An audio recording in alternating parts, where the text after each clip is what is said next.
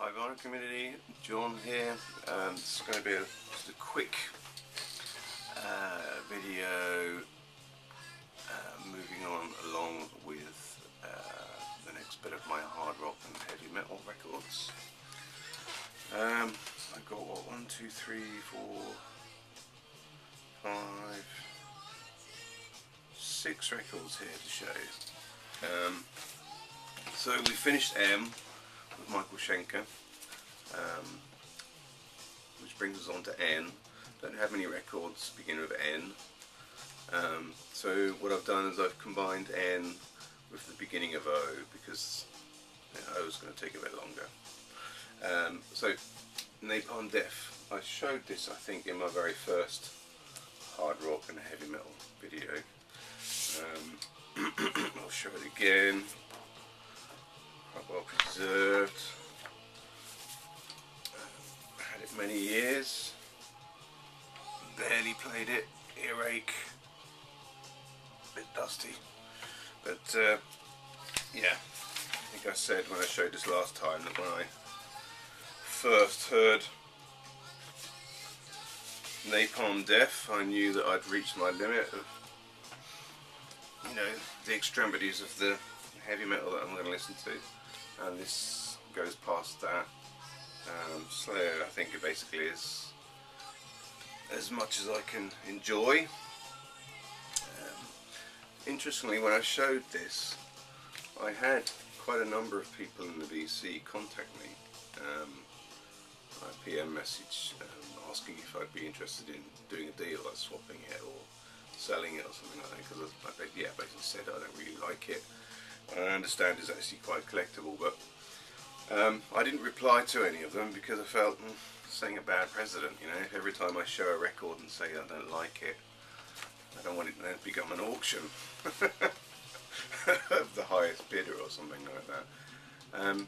My view really is just like, well, even if I say I don't like it and haven't liked it, it's nothing to say that I'm not going to like it in the future. So you know, I hang on to records. I have a lot that I haven't listened to yet, not because I'm not interested, because I just haven't got to that time and place yet where I'm going to consume it. And it could well happen that I'm going to reach that stage of where I'm going to enjoy Napalm Death. I don't know when or if that will happen, but when that day comes, I'll be ready. Okay, Nasty Savage. So this is an American band, a thrash band, metal thrash band.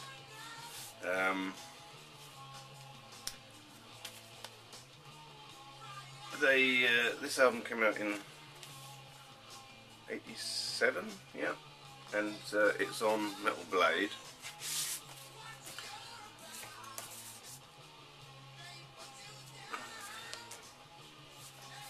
And well, it's pretty much as what you'd expect. Another dusty record. Show you the label. Here we go.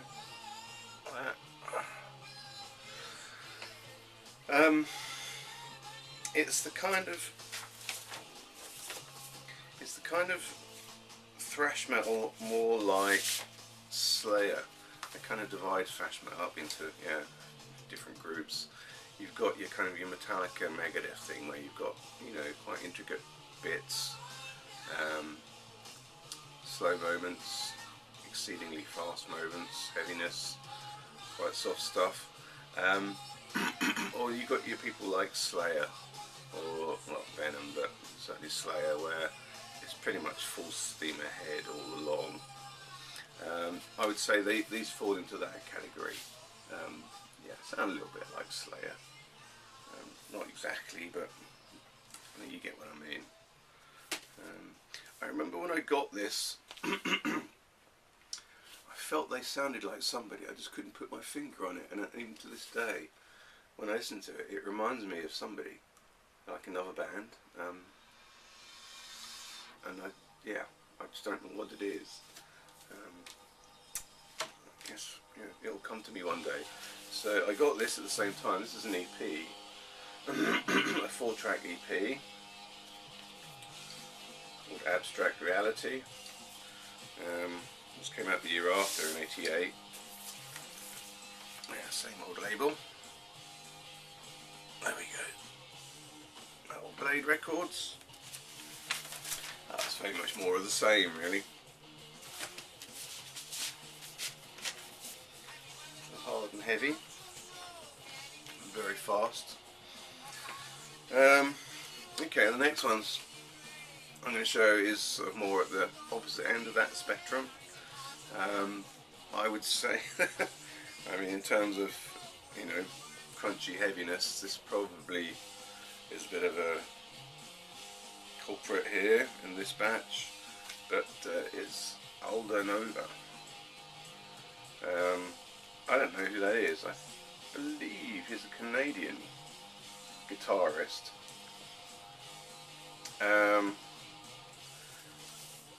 And I would have picked this up very cheaply a long time ago. I've had it quite some time. Here's the label. Come out in '91. And when I bought it, it was a complete blind buy. It's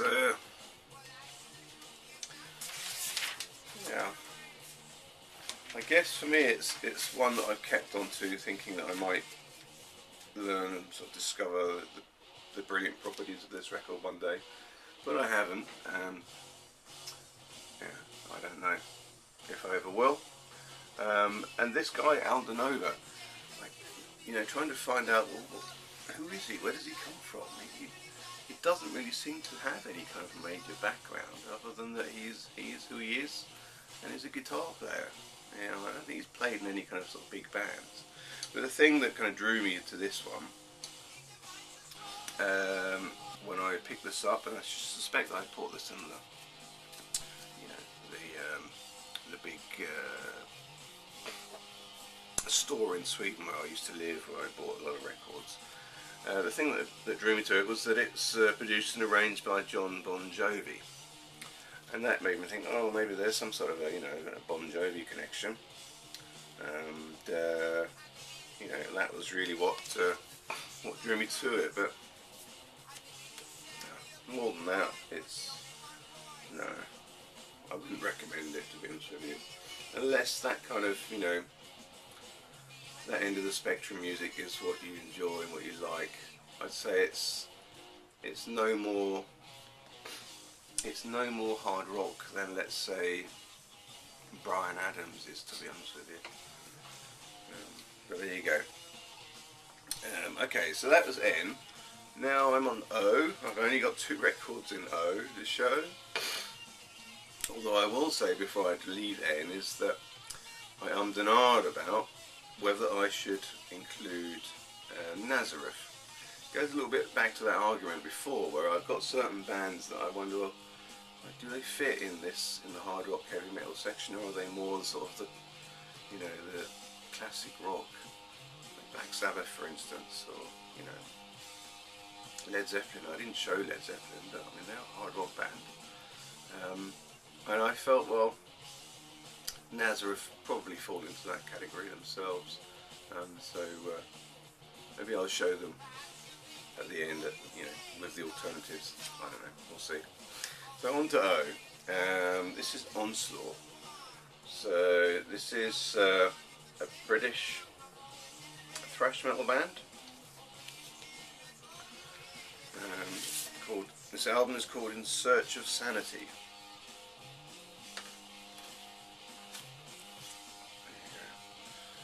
I think they never really broke very big, I don't think. They're quite rare in the fact that, although they're a British thrash metal band, they're not sort of humorous or comical like so many were. They take themselves a bit more seriously. In the late 80s, I guess. When did this come out? 88, 89. In the late 80s, early 90s, when I was a student, I had a pen friend. It used to be so rock magazines used to buy in those days. Raw and Kerrang, they were the big ones in the UK. They always had like a pen pal section. And this is way before the internet. You know, the internet hadn't even, well, the average guy on the street hadn't even dreamed of it really. So you used to have these lists of pen friends of people, and you kind of read through and see what they were saying they liked and all that sort of thing. And if you sort of found one that you kind of thought you'd like to write to, you wrote to them, and then they wrote back, and you swapped a few letters and things. And you know, occasionally you could swap a few tapes. That was quite fun, you know, because that would mean that, you know, you'd get tapes from someone, and you'd be exposed to new music, and you could send them tapes and bring them onto something. Anyway, there was a girl that I wrote to. I don't remember, I think her name was Nicola. And she actually lived close to London. She was into thrash. Now I had only just started to explore thrash very, very slightly at that time. And I was much more into the older stuff, you know, Sabbath and Deep Purple and that. And so she was kind of keen to sort of hear and learn a little bit about that sort of thing. But anyway, she actually had another pen friend who was, I believe, the bass player in Onslaught, as she told me. There we go. There he is. I always think of her, the pen friend, when I look at this record and think, I wonder if they still write to each other. That was years back. Okay, so my last record in the section of O, hard rock and heavy metal, is this Opus Heritage album. Very, very nice indeed. And those of you that have watched my videos for a while will know that I won this from Dean Everest on his 100 subs contest. And very nice it is to have two.